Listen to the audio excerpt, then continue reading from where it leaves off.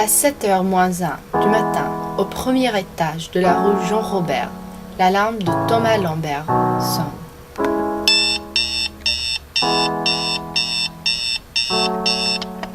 Encore dans son rêve, il se lève doucement. La lumière de sa lampe brûle ses yeux tendres. C'est son premier jour de travail dans un café. C'est un matin comme tous les matins. Il se lave le visage.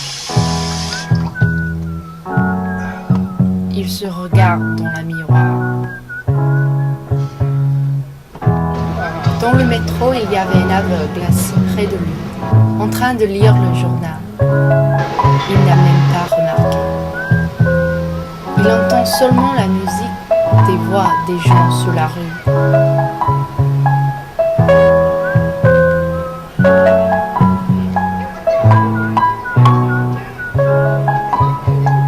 Finalement, il trouve l'enseigne de la grande tasse blanche de café.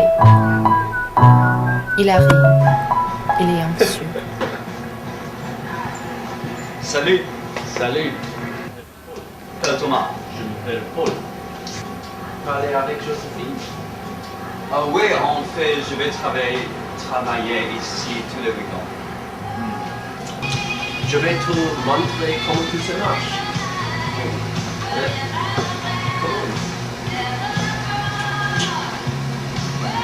Viens, regarde.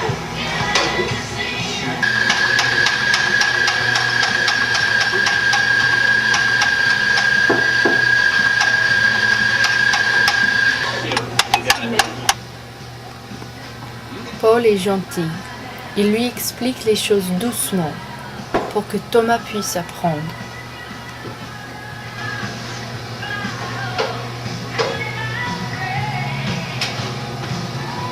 Voilà.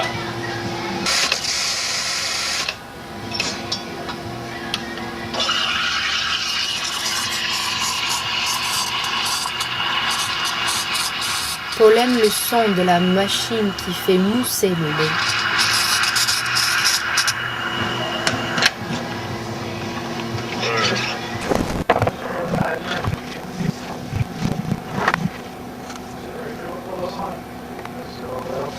Comment t'as fait ça?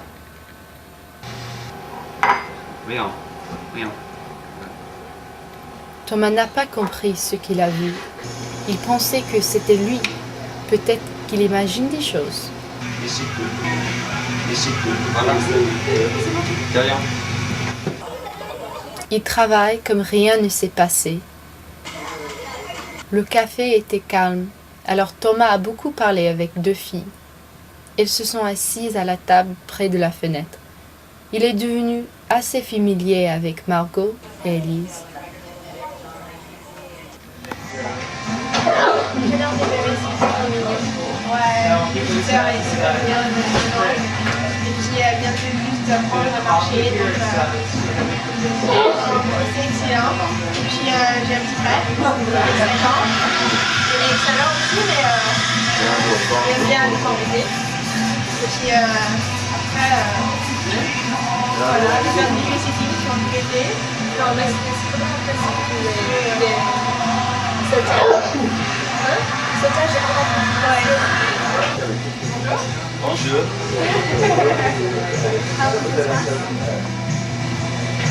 Je suis très fatigué.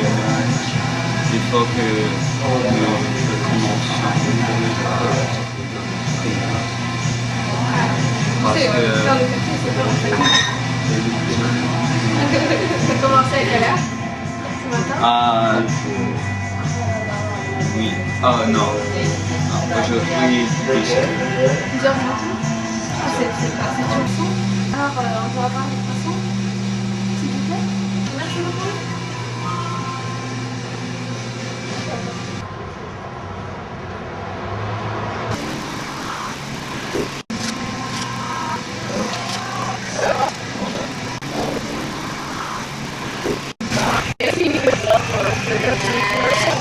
Quoi? Je ne te comprends pas.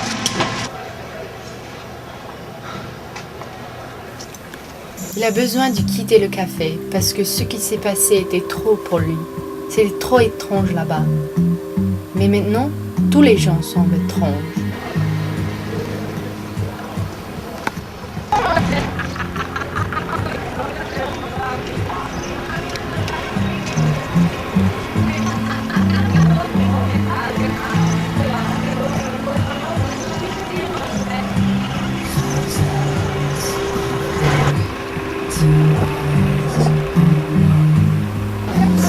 Il a besoin de rentrer chez lui.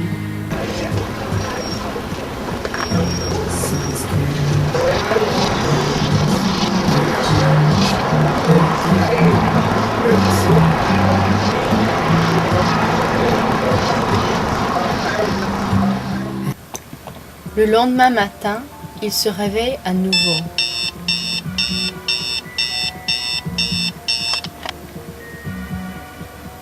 Il ne se souvient plus de ce qui s'est passé hier, si c'était vrai ou seulement un rêve. Il arrête de penser à ça. Il se lave le visage.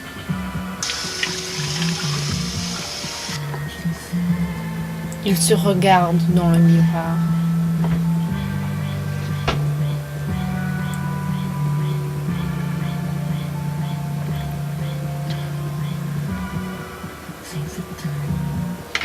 Il ne comprend pas ce qu'il a vu. Il s'habille. Ce jour semble différent d'hier.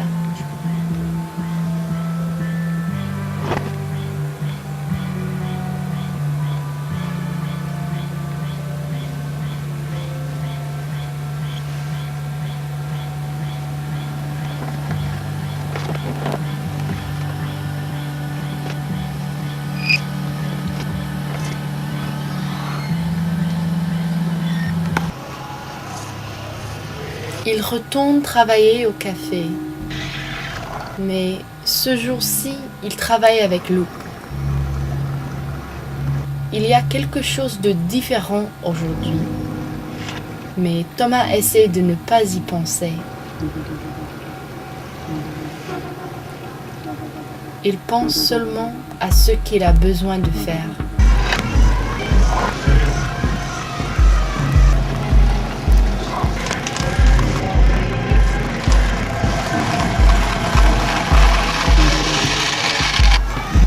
Il arrive à oublier pour un moment.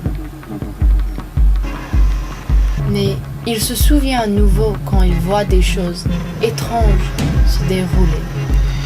Des choses qu'il ne peut pas ignorer. Il ne peut pas arrêter de les remarquer, mais il ne peut pas les arrêter. Des gens font des choses. Il ne même pas en parler. Il ne peut pas s'arrêter de faire ces choses lui-même. Ces choses par exemple, de remplir un verre, faire la vaisselle, nettoyer le sol, imprimer des tasses de papier, faire un café.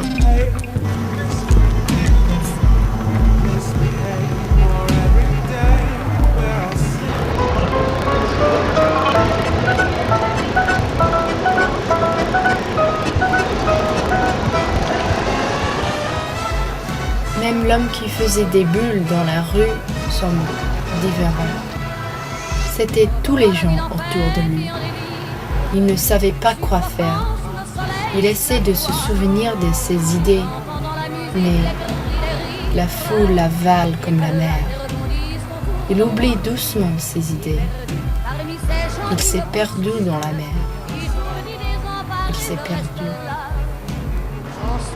Je me retourne, il se recule, et la foule vient me jeter entre ses bras.